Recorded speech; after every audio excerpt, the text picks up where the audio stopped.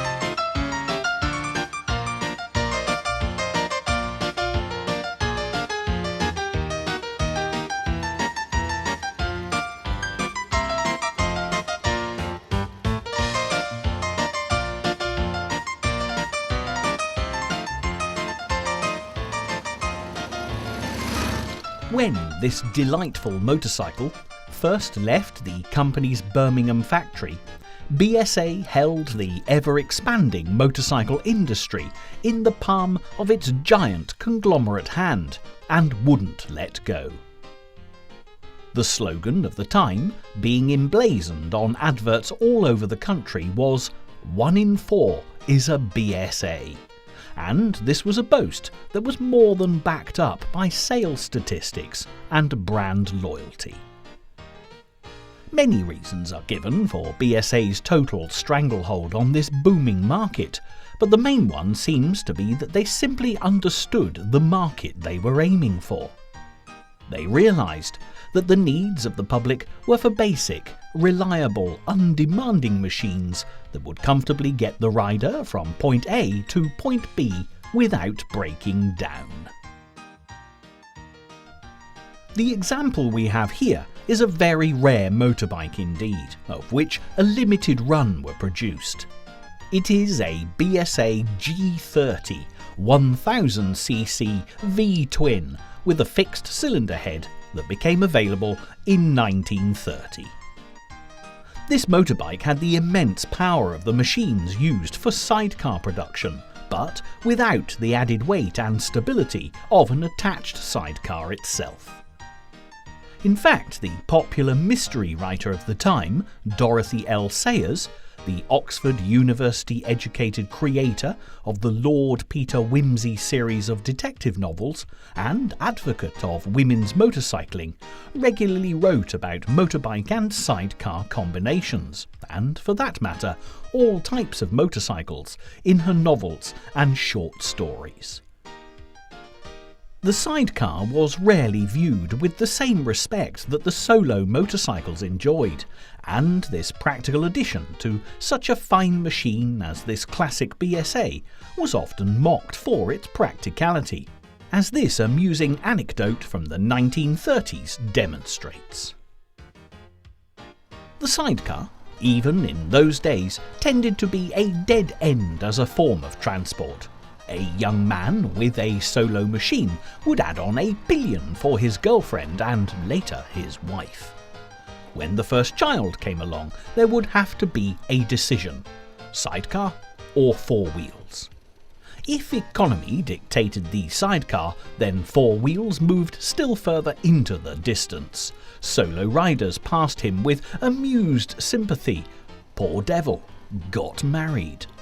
Motorists passed with amused understanding. Poor devil, can't run a car. And the police would not bother him.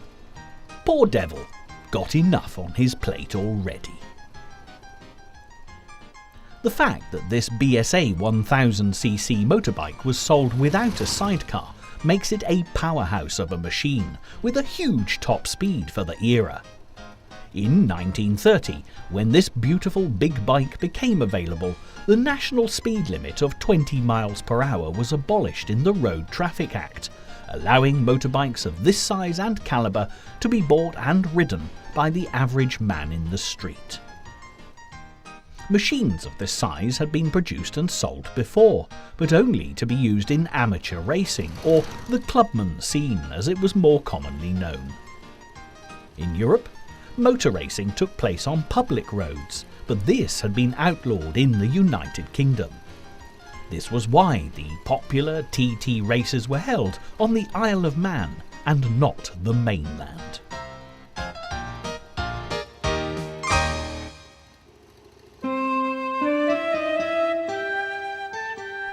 By the time of the 1930 Road Traffic Act, which took away the 20 miles per hour restriction, the TT was firmly established as a Manx event and still remains so to this day. 1930 was also the year that the Metropolitan Police of London, England, established a motorcycle squad using BSA and matchless machines. In fact, looking through the documentation of the time, the Northampton Divisional Police Force created its own mobile special constabulary, and they bought 4 of the BSA G30 1000cc motorbikes with the strong V-twin engine, just like the model seen here. They were purchased from Percy Spokes, an appropriate name for the agent selling these BSA motorbikes, who had premises in Henry Street, just off Kettering Road in Northampton itself. Of course, it's a little-known fact, but just like the author and rider Dorothy L. Sayers, the first police officers to use motorcycles were actually women.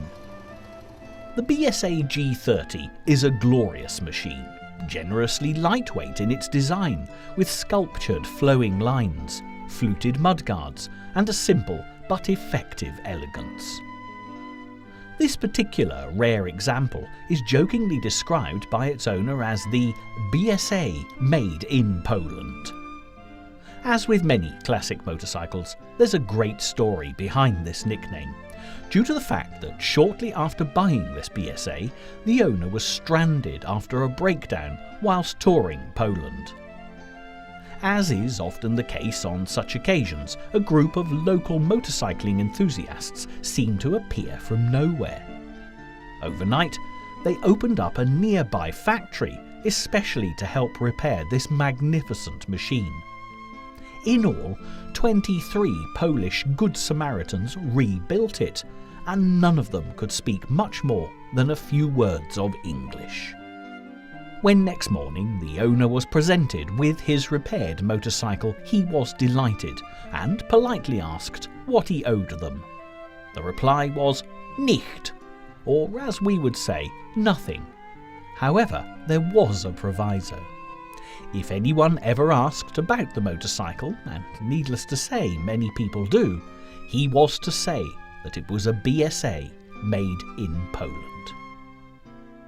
Far from being a hardship, this owner has enjoyed telling the story on numerous occasions, particularly as that all-night motorcycle repair stint happened over 14 years ago, and this lovely old BSA is still running on the parts that those generous enthusiasts from Poland put in all that time ago.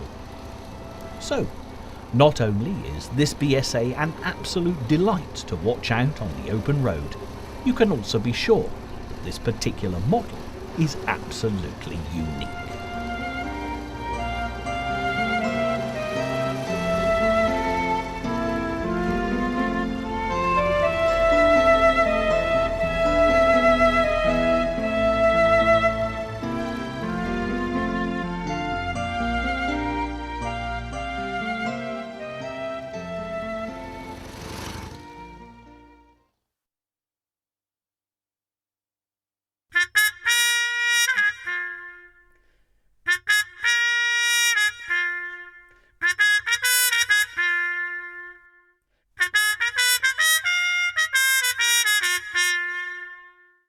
In the years between the two world wars, BSA very quickly moved with the times, creating motorcycles that the great British public really wanted to own.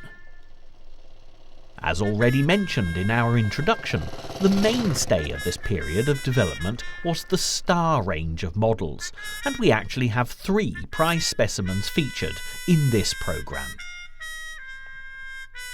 The machine you're actually watching being put through its paces is a 1938 Empire Star, although it was not the first to appear in BSA's shining firmament.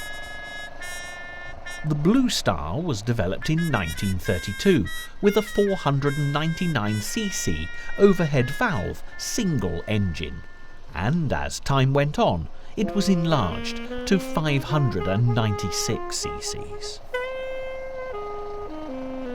The man responsible for the design of the BSA M23 Empire Star was Val Page, a remarkable talent in the field of classic British motorcycles.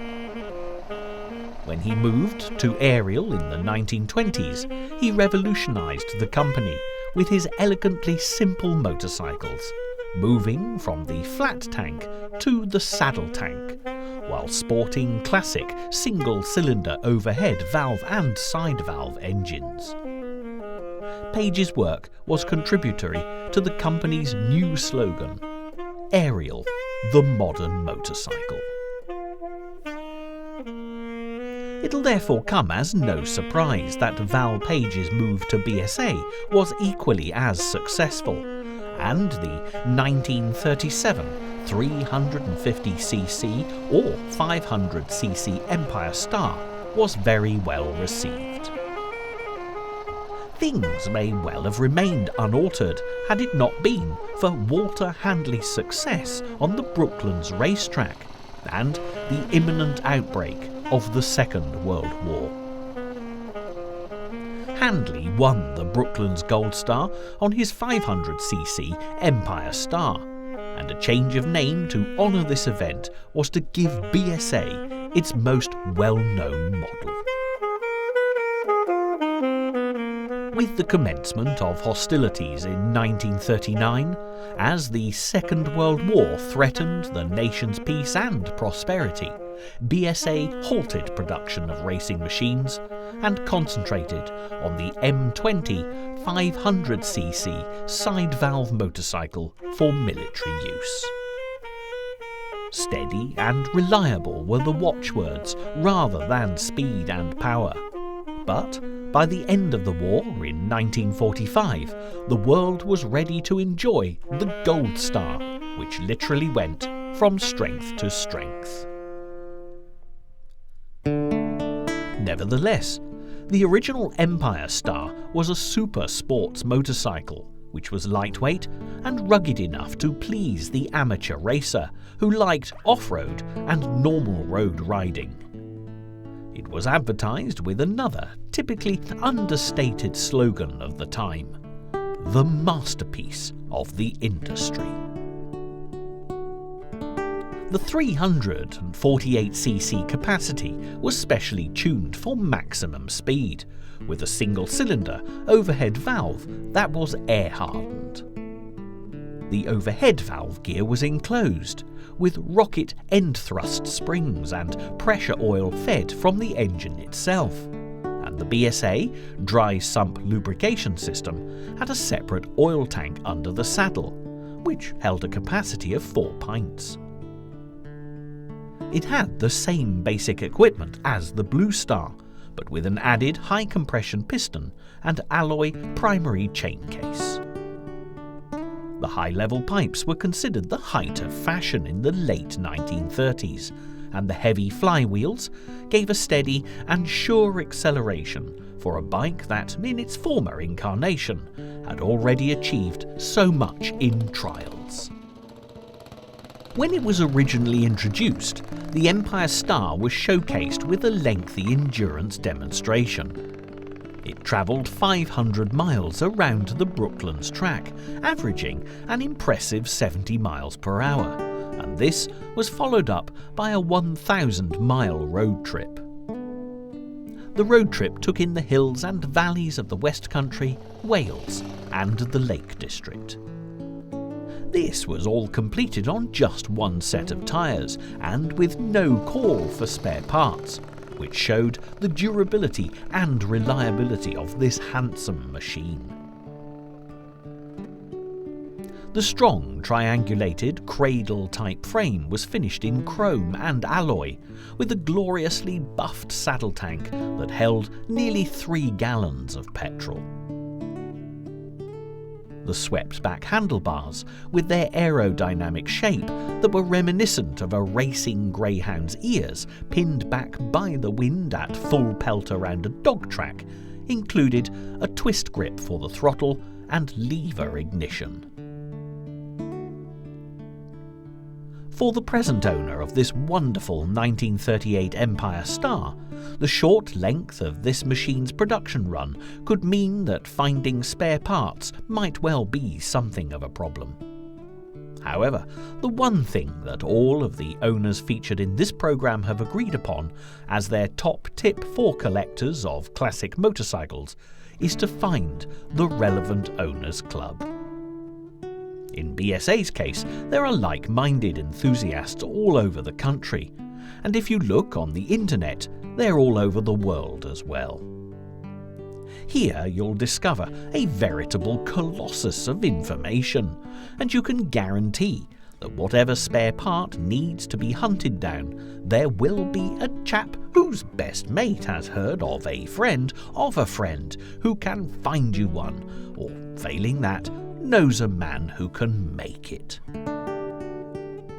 All in all, the Classic Owners Associations are very useful indeed, and with information on rideouts, rallies, time trials and auto jumbles, there's no better way to bring a motorcycle from the past back to life.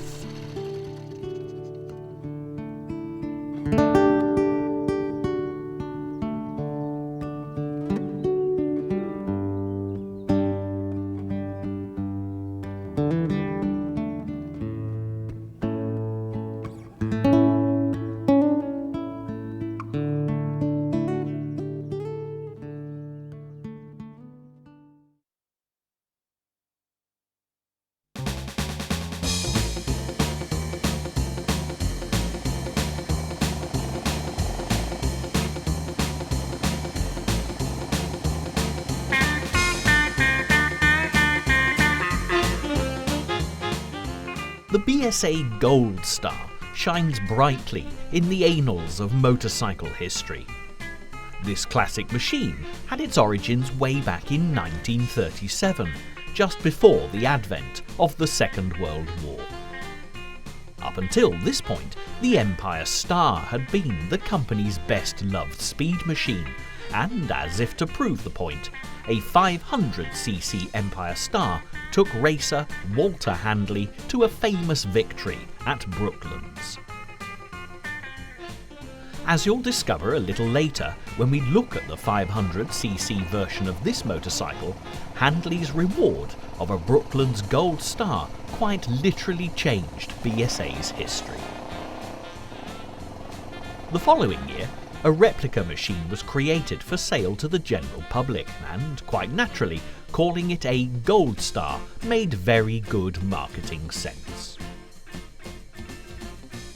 The name Gold Star wasn't only chosen because it reflected Walter Handley's speedy achievements. It was also used because it showed the public that these motorcycles were of the highest quality that BSA could manufacture. They were built out of carefully selected components, tuned and bench tested, with polished valve ports, conrods, flywheels and crankcases.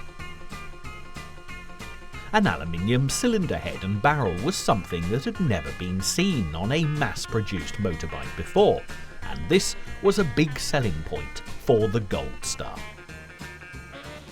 Handley's initial 500cc monster of a machine had quietly metamorphosed into a tidy, oil-tight pushrod single, which was sold initially as a sports bike, but always with racing in mind. So much so that from 1939 onwards, road ratios in the gearbox were optional extras. This was a motorbike that came stripped down and ready for action. With the arrival of the Second World War, production shut down as the terrors of mass fighting, the fears of constant bombing, and the pain of senseless killing caused the people of Britain to think of more fundamental issues than a pleasurable ride around the countryside on an expensive motorcycle. However, once the Second World War had come to a close, BSA immediately started working on a post-war Gold Star machine. The very first of these Gold Stars was not on sale to the general public immediately. Amateur racing caught the first glimpse of them in competition, and they were clearly visible in the 1947 Manx Grand Prix and 1948 Clubman's TT. On the strength of these powerhouse performances, BSA unveiled the new Gold Star at the Earl's Court Show in London, England. The difference between the pre-war Gold Star and the first post-war model was in the engine capacity. This new BSA Gold Star, arriving fully formed and track-tested in 1949, was a 350cc machine. The slightly altered design included an alloy head and barrel that enclosed the pushrod tube this time. There was a huge catalogue of specifications for them, which included a massive choice of gearbox ratios with different cams and port sizes. It was evident that the enthusiastic amateur racer now had a real bike to compete on, which could not only be used on the testing tracks of Brooklands and Donington, but also for general riding on the long and winding roads of Great Britain. The stylish look of the BSA, with its upswept exhaust pipe and downswept racing handlebars, proved to be very easy on the eye and attracted admiring glances wherever it went. New telescopic forks were added, as was a plunger rear suspension. The version we can see here was specially designed for the Trials rider, which was born out of the consistent development programme instituted by Bert Hopwood and put into practice by Roland Pike. The special lightweight rigid frame is the difference between this bike and its counterparts. The top speed was limited because of the low-octane fuel that was available, and only managed to reach 80 miles per hour if you were going down a steep hill and covered from head to foot in butter. However, when it was fitted with the factory tuning parts, it could top 90 miles per hour without the need of a steep decline or greasing up the rider. In 1949, this better-equipped version won the amateur 350cc race in the Isle of Man TT. The 1950s were an amazing decade for BSA, which saw them become the biggest motorcycle manufacturer in the world. They produced over 75,000 bikes in 1 year alone. At the start of the decade, the 350cc was slightly revamped, with a larger 8-inch front drum brake, and 2 years later, due to a few minor detail improvements, the 350cc's Gold Stars could easily exceed 95 miles per hour without breaking into an oily sweat. The frame changed too, and became an all-welded construction of single top tube and a duplex cradle under the engine. An effective swing-arm suspension was added to the rear, and by 1954, with more tinkering taking place, the 350cc Gold Star achieved that elusive ton. 100 miles per hour was now the standard. The first win for the 350 machines in the 1949 Isle of Man Clubman's TT gave BSA a taste for success, and this powerful beauty continued to dominate the race until 1956. In the final year of racing, due to the 350 series being discontinued, only 2 of the racers in that particular field rode anything other than a BSA Gold Star. This was truly an amazing tribute to this universally acclaimed motorcycle.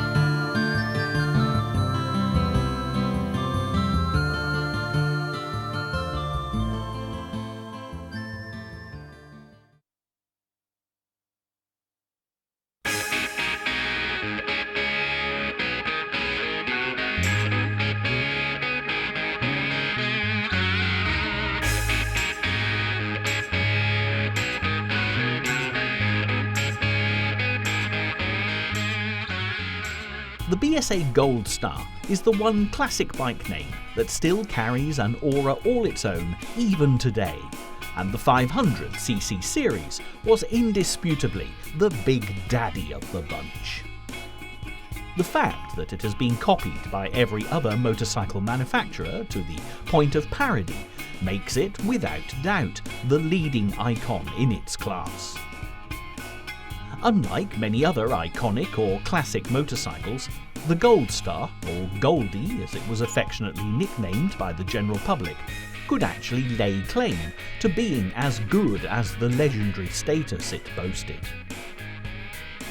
Not only were they a class apart on the road, but they also stood wheels and handlebars above other motorcycles when it came to motocross riding, Grand Prix racing, and even testing trial biking.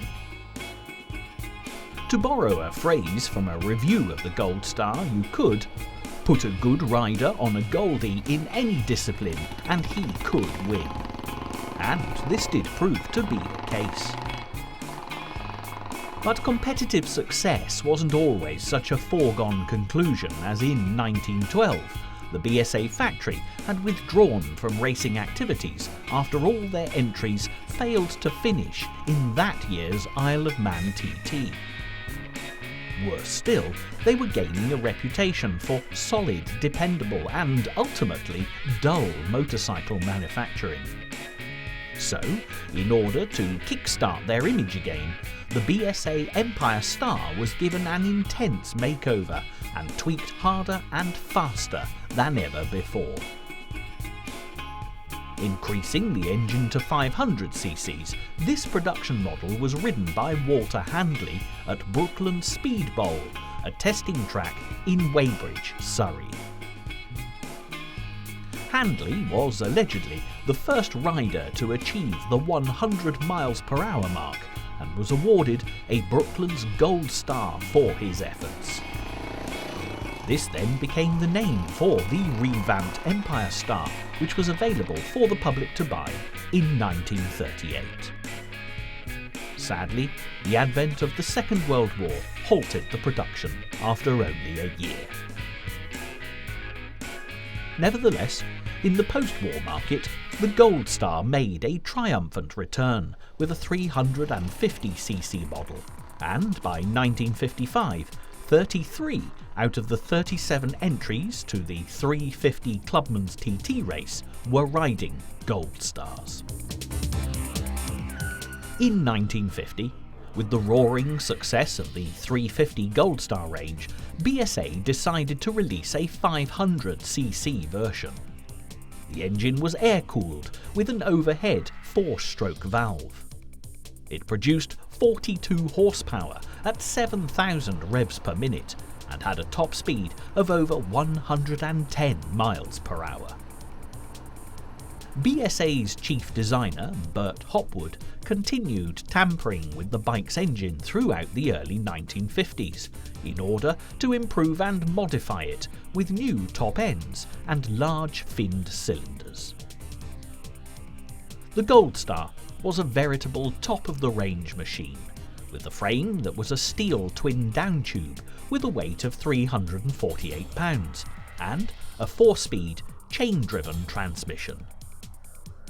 The easy suspension was made up of telescopic front forks and twin shocks at the rear, with cable-operated drum brakes, 190mm at the front and much smaller at the back, that do the job in hand perfectly adequately.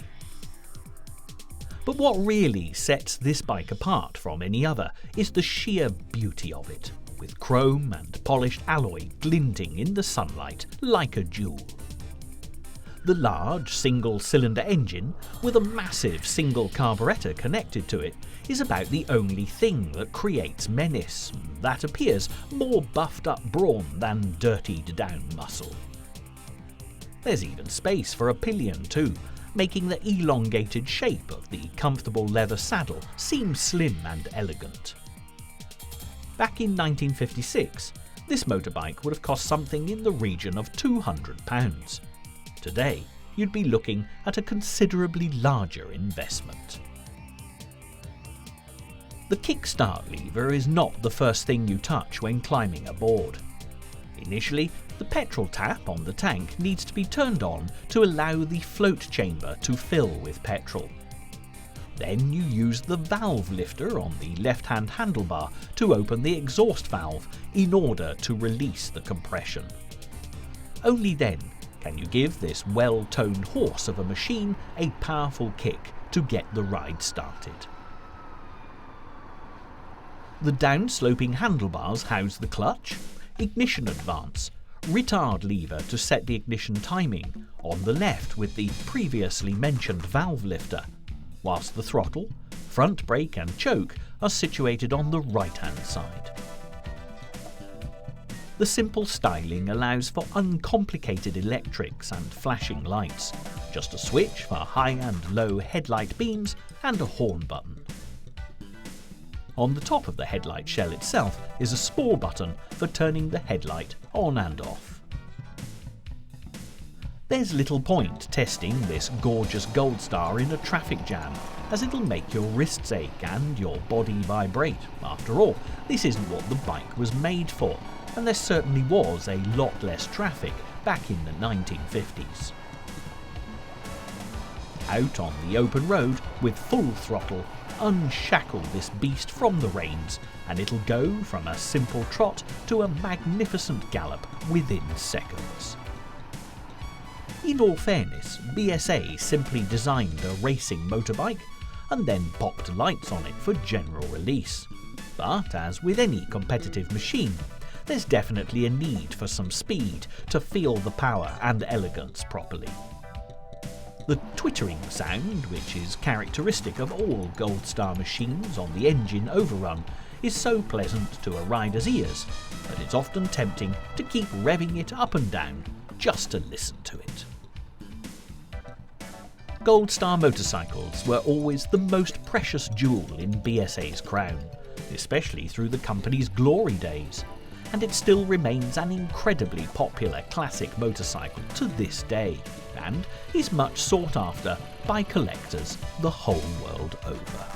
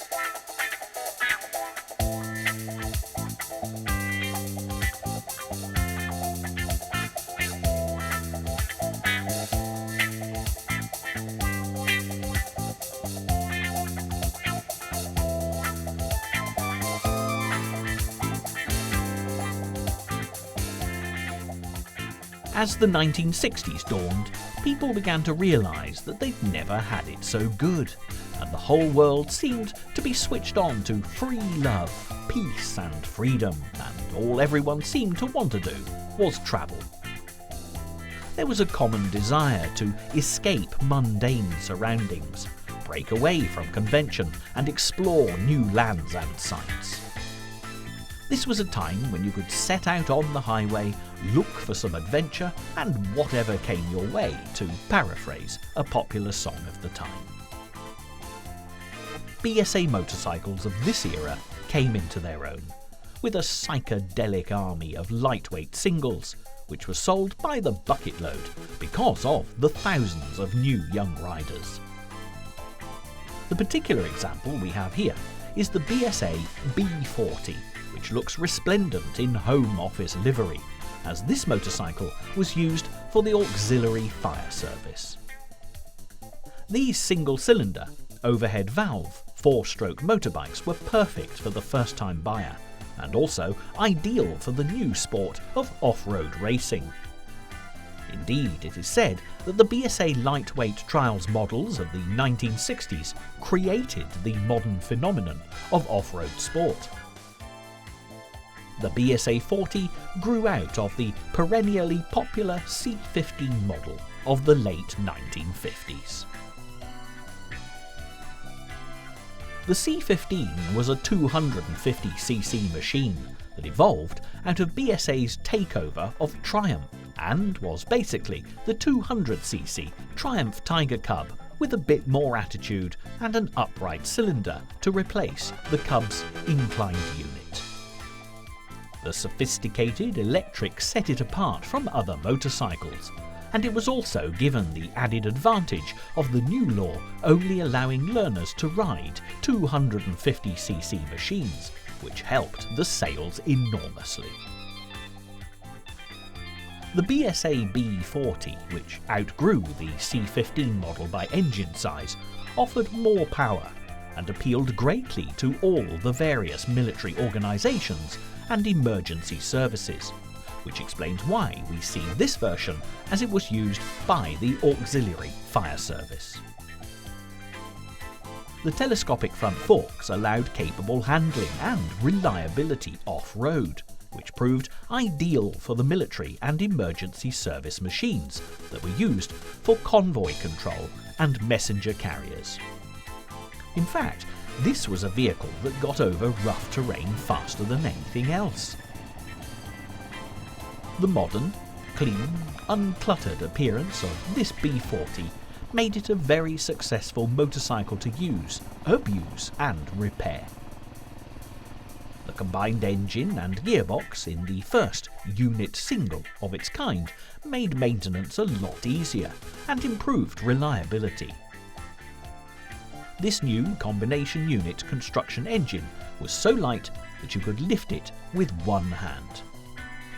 It was also smooth, quiet and very economical. When it comes to riding the B40, the first thing you notice is the vibration caused by the robust 350cc engine. However, as many owners will attest, this appears to subside the more the motorcycle is ridden. The greater the mileage you cover, the better the B40 moves in terms of performance and rideability. The riding position is very comfortable, with the low-slung handlebars and triangular leather saddle enhancing the sleek, sporty look of this lightweight single. The fact that the suspension uses a very satisfying hydraulically dampened telescopic fork at the front, with a pivoted fork at the rear, only adds to the easy ride once the vibration diminishes. The engine proved to be incredibly contented at low speeds and yet gave excellent acceleration, especially in second and third gears.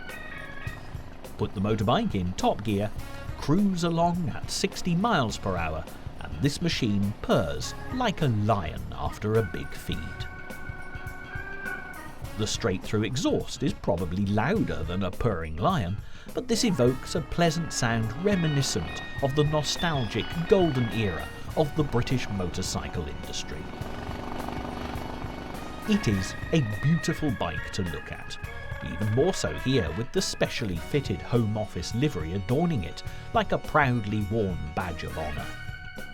And, as the old saying goes, every girl likes a man in a uniform, and a manly motorcycle like the B40 is no exception to the rule. It looks tailored and rugged at the same time, which is no mean feat.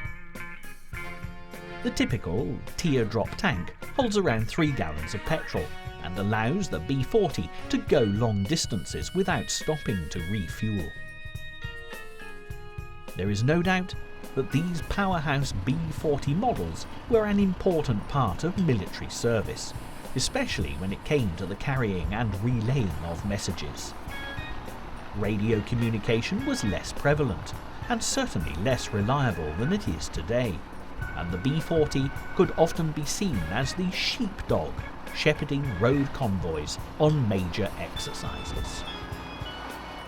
For speed and efficiency, the B40 certainly ticked all the boxes, and it's great to see such a fine example of one of these lesser known BSA machines being so well cared for.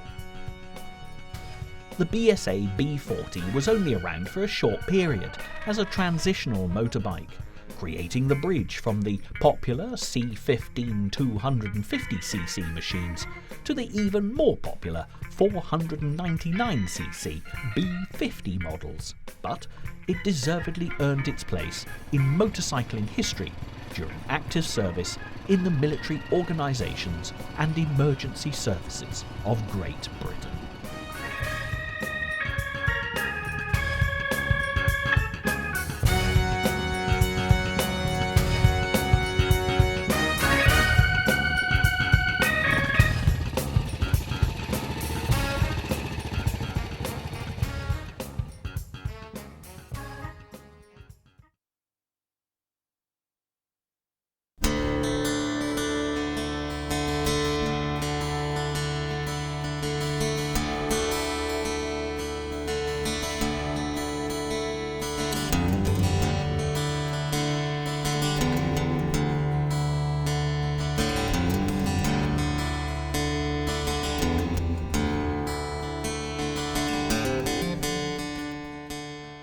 Throughout the 1950s and 60s, BSA came up with some positively explosive names for their motorcycles: Thunderbolt, Lightning, Firebird, Hornet and Spitfire expressed the mood of the moment, and as the real possibility of landing a man on the moon was transformed from science fiction into the NASA space program, BSA came up with the Rocket, one of the best-loved motorcycles of all time.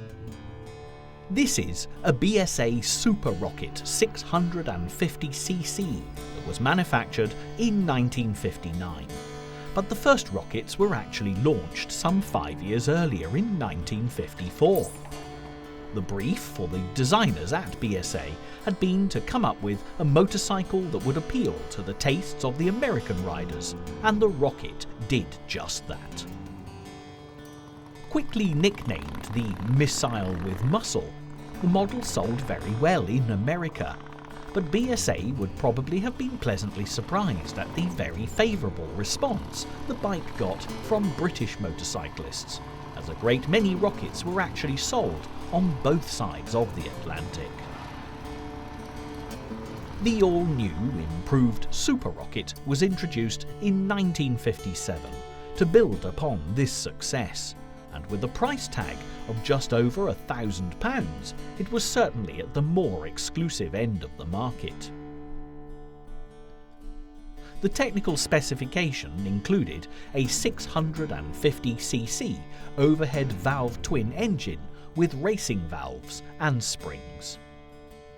There was an Amel TT Racing carburettor, Super Sports camshaft, and the engine was advertised as having been tuned at the Birmingham factory for maximum horsepower output. In fact, the tagline claimed that the Super Rocket was for the highway rider who wants the response of a competition-type twin. In the late 1950s, the Super Rocket had exceptional power, but was nevertheless perfectly at home out on the open road or in congested traffic. So often at this time, low-end performance was sacrificed to gain power, but not in this case, and with well-designed lines and enough chromium to positively outshine the competition, the Super Rocket was as aesthetically pleasing as it was fast. In the post-World War II years, BSA worked consistently to improve rider comfort, and the Super Rocket boasted a cushy dual seat that offered the ultimate in easy rides. The seating positions for rider and passenger were good with easily operated controls. When it came to gear changing, even the most demanding enthusiast was delighted with the gearbox, as shifting up or down at any speed could be achieved with smooth efficiency. The huge TT carburettor was very responsive to the twist grip, but there was a price to pay for potent power at your fingertips. Petrol consumption was in direct relation to speed, and although the less adventurous rider could lower consumption with careful riding, those concerned about economy rather than speed were unlikely to choose a rocket to project them around the countryside. It's one thing to get up to speed in the shortest amount of time possible, but quite another to stop with the same precision. However, the Super Rocket was never found lacking in the braking department.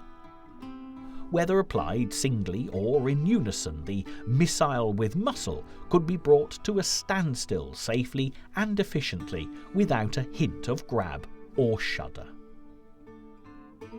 A closer look at this Super Rocket's design will reveal a totally enclosed rear chain that helps to keep the back of the bike clean. The generous chromium plating is not only pleasing to the eye, but also protects the tank, fenders, fender stays, exhaust pipes and mufflers, making polishing a pleasure rather than a chore. The handlebars are set quite wide, which explains the Americans' interest in this motorcycle, as it doesn't take a great deal of imagination to visualize the Super Rocket cruising down a Californian highway. And of course, the added bonus of performance that could handle a coast-to-coast trip across the states played its part too, particularly as this roaring beast could be tamed instantly to comfortably transport the workers of Britain to their places of employment through rush hour traffic. All in all, the BSA Super Rocket owner was indeed happy with his lot, and the company's skillful combination of utility and enjoyment made this a motorcycle that has very definitely stood the test of time, despite the fact that the same could not be said for BSA as a company.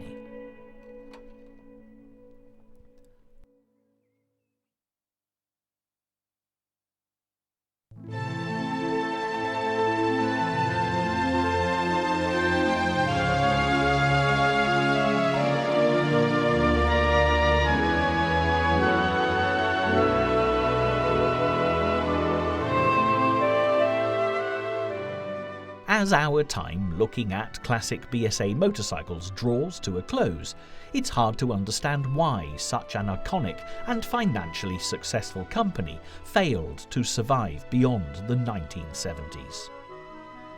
When you remember the remarkable star models and Walter Handley's great achievements for BSA on the racetrack, plus the introduction of other timeless classics such as the diminutive Bantam, the A7, A10 and the C15, it's difficult to work out how things have gone so badly wrong. However, BSA were not alone in this respect, because the problems that beset them were the same difficulties faced by the British motorcycle industry in general.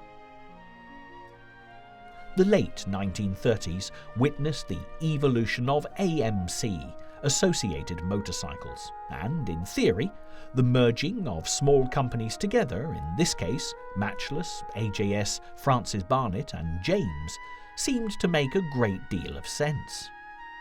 Meantime, BSA had become the largest motorcycle company in the world, and began a series of acquisitions of their own. They acquired Sunbeam from the newly formed AMC, took over Ariel, one of the greatest names in British motorcycle history, and by 1951 were in the enviable position of buying Triumph. As BSA's major competitor, AMC were also busy in the takeover market, winning the prize of Norton for their conglomeration. The British motorcycle industry had changed beyond all recognition. Gone were the small concerns often run as family businesses, with their talented engineers, creative designers, and unadulterated passion for speed. As the years passed, the boardrooms of these mighty industrial giants filled with businessmen who knew nothing of motorcycle design or production, and the consequence was a complete failure to innovate. Even BSA, with its past glories and massive profits, went into a decline as the Japanese manufacturers, such as Suzuki and Yamaha, took full advantage of the situation, importing state-of-the-art, low-cost machines into 1960s Britain. AMC went bankrupt in 1966 and were taken over by Manganese Bronze Holdings, while BSA battled on until they were absorbed by the same consortium to form the Norton Villiers Triumph Group in 1971. Incredibly, BSA, the biggest single manufacturer of them all, was lost and consigned to the history books, and only Triumph, the company bought by BSA in the 1950s, has survived to produce great British motorcycles in the 21st century. But it's not all doom and gloom, thanks to the many classic motorcycle enthusiasts that delight in tracking down ancient and decaying BSA machines and bringing them back to life. As you've seen during the course of this programme, the BSAs of the past are in very safe hands, which means that new generations of future motorcycle enthusiasts have a very fine legacy to inherit.